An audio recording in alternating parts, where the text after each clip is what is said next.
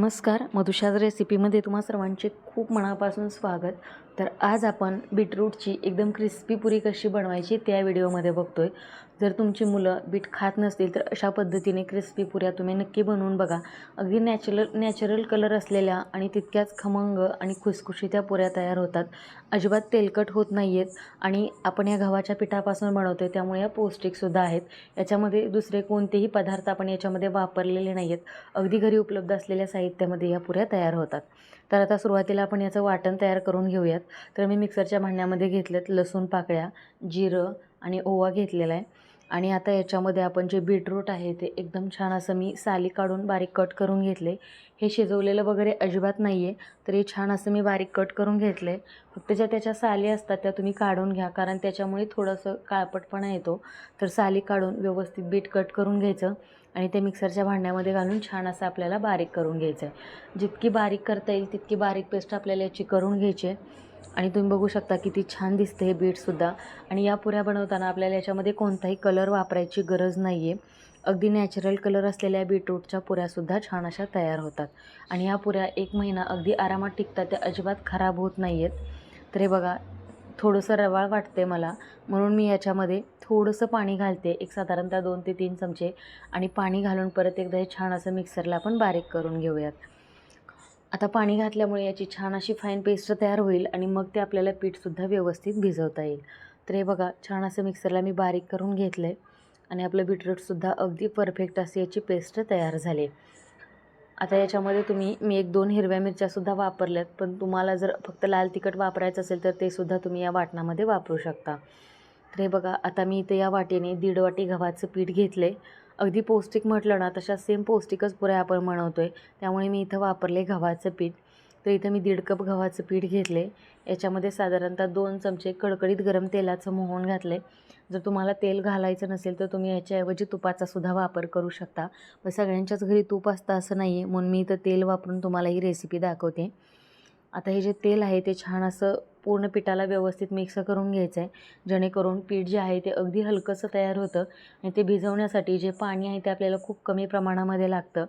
जर तुम्ही अशा पद्धतीने तेलाचं किंवा तुपाचं मोहन घातलं तर पुऱ्या एकदम खुसखुशीत होतात आणि त्या अजिबात अशा ऑइली किंवा चिपचिपीत होणार नाहीत। तर पीठ छान असं मी मिक्स करून घेतलेलं आहे तेल पिठामध्ये। पिठाची छान अशी मूठ वळली जाते, तुम्ही बघू शकता, कारण गरम तेल ओतल्यानंतर पिठामध्ये थोड्याशा गुठळ्या झाल्यासारख्या होतात।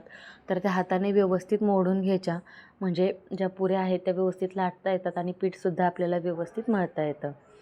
तर आता याच्यामध्ये आपण काही सुके मसाले घालणार आहोत। याच्यामध्ये घालते मी चवीपुरतं मीठ। इथं मी घेतले 1 चमचा धना पावडर। मी आता जे जिरं आहे ते वाटणामध्येच घातलं होतं, त्यामुळे मी इथं जिरा पावडर वापरलेली नाही आहे। तुम्ही जिऱ्याऐवजी भाजलेल्या जिऱ्याची पूड वापरली तरीसुद्धा चालेल। पाव चमचा हळद घातली आणि अर्धा चमचा लाल मिरची पावडर। आपण वाटणामध्ये हिरवी मिरचीसुद्धा वापरली, त्यामुळे इथे मिरची पावडर थोडीशी कमी वापरा, कारण लहान मुलांसाठी आपण बनवतो त्यामुळे तिखटाचं जे प्रमाण आहे थोडंसं कमी ठेवायचं। आणि आता याच्यामध्ये मी घातले 2 चमचे पांढरे तीळ। हे सुके मसाले पिठामध्ये अगदी व्यवस्थित असे मिक्स करून घ्यायचेत। आता तुम्ही जो ओवा आहे तो वाटणामध्ये न घालता इथं जरी हातावरती चोळून वापरला तरीसुद्धा चालेल।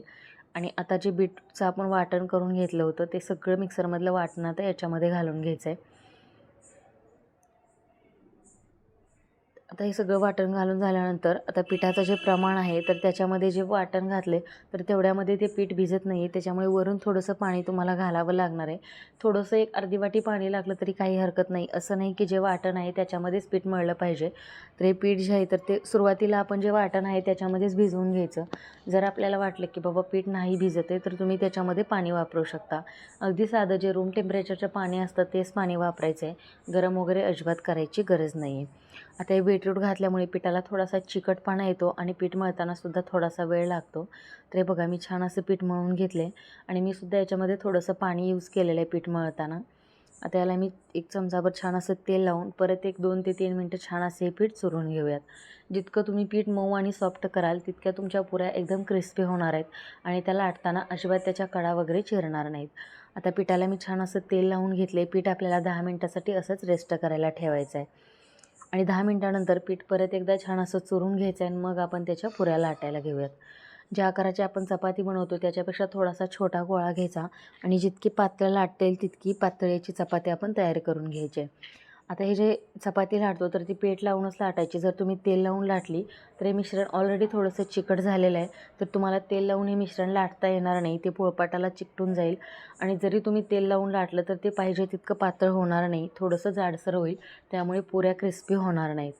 तर एकदम पातळ अगदी कागदासारखी ही छान अशी चपाती मी लाटून घेतली आहे आणि एका काटेरी चमच्याच्या साहाय्याने याला छान अशी होलं करून घ्यायच्यात।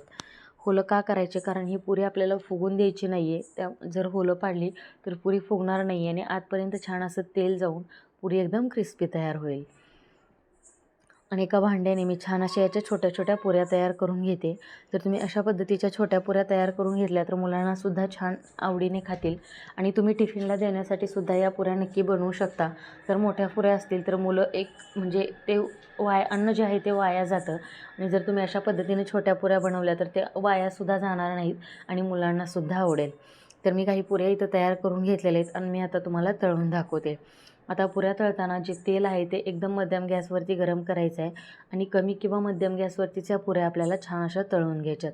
आता जास्तीचं तेल वगैरे टाकायची गरज नाही आहे, कारण तळणीचा पदार्थ असल्यामुळं काय झालं, जास्त तेल जर तुम्ही तळण्यासाठी वापरलं, जे तळलेलं तेल आहे ते परत आपण जास्त वेळा रियूज करू शकत नाही, त्यामुळे शक्यतो कमी तेलामध्येच पदार्थ तळत चला, म्हणजे तेलसुद्धा वाया जाणार नाही। हे बघा, छान अशा पुऱ्या तेलामध्ये तळून घ्यायच्या। जोपर्यंत पुऱ्यांचे बुडबुडे कमी होत नाही तोपर्यंत पुरी तेलामध्ये काढून घ्यायची नाही। साधारणतः 1 ते सव्वा मिनटामध्ये पुऱ्या आपले एक बॅच छान अशी तळून होते, कारण इतक्या पातळ बनवल्या त्यामुळे तळण्यासाठी सुद्धा अजिबात वेळ लागत नाही। जर तुम्ही हाय फ्लेमवरती तळल्या तर या ऑइली होतील किंवा त्या अशा काळपट पडतील आणि त्या अजिबात व्यवस्थित क्रिस्पी होणार नाहीत। तर अशा पद्धतीने मी इथं पुऱ्या तयार करून घेतल्या। तुम्ही आवाजसुद्धा ऐकू शकता की किती छान आणि क्रिस्पी पुऱ्या आपल्या तयार झाल्यात। मी तुम्हाला इथे एक पुरी तोडूनसुद्धा दाखवते। जर तुमची मुलं बीट खात नसतील तर अशा पद्धतीने बीटच्या पुऱ्या बनवून तुम्ही त्यांना नक्की देऊ शकता, मुलांना नक्की आवडतील। अगदी 1 वर्षाच्या पुढची मुलंसुद्धा या पुऱ्या अगदी सहज आणि आवडीने खातील। तर हे बघा, एकदम क्रिस्पी आणि अगदी ऑइल फ्री या पुऱ्या तयार झाल्यात, अगदी खारी बिस्किटासारख्या। याच्या अगोदर मी तुम्हाला अशा सेम पद्धतीच्या मेथीच्या पुऱ्या आणि पालक पुऱ्यांची सुद्धा रेसिपी शेअर केले, लिंक मी देते, तुम्ही जाऊन नक्की चेक करा। आणि जर आजचा जर का व्हिडिओ तुम्हाला आवडला असेल तर व्हिडिओला लाईक करा, जरी व्हिडिओ तुम्हाला नाही आवडला तर व्हिडिओला डिसलाईक करा आणि चॅनलला आपल्या नक्की सबस्क्राईब